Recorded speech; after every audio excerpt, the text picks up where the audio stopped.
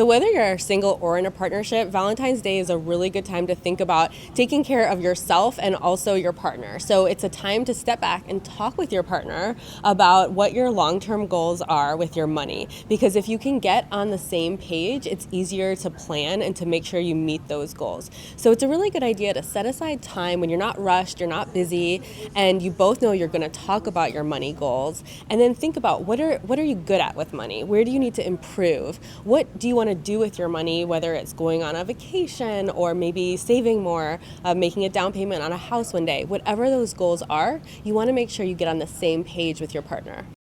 For single people, you don't have to coordinate with anyone else. You have more freedom to think about what you want. And that could be something like also going on vacation or buying a house. Whatever it is, it's up to you. And you just want to make sure you take time to really think about what you want, what your money goals are, because then you can plan for them.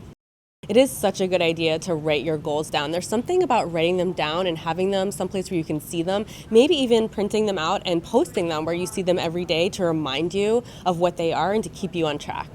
We really encourage couples to talk openly about where they're coming from financially. People come from very different backgrounds. Maybe you struggled with debt in the past, or maybe you grew up in an environment where you didn't feel like you were taught basic financial literacy. All of that can really impact your relationship with money today. So it's really important to understand where your partner is coming from, to be open-minded, because often couples are coming from very different places.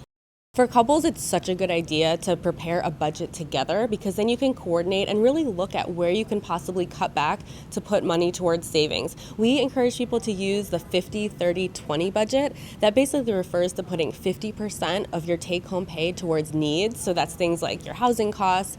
You want to put 30% towards wants. So that's things like going out to dinner or ordering takeout. And then 20% you have for any debt payments, like student loans, for example, or savings. It's such a good idea to at least think and have that conversation about your investment strategy. Often with couples, we see one person really take the lead and start managing the investments and the long-term savings themselves. But it's really important for both members of the couple to at least understand what's happening and to review your investments at least once a year, if not quarterly. Because if one person is doing everything, then it can leave the other person in the dark.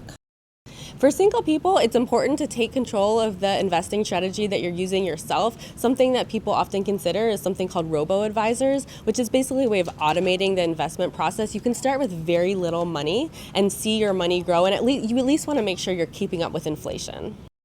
Retirement planning is so important, even as early as your 20s. As soon as you're earning money, you want to make sure that you're setting aside money for retirement, especially if you're working in a job that offers a match for your 401k. You want to be sure to sign up for that.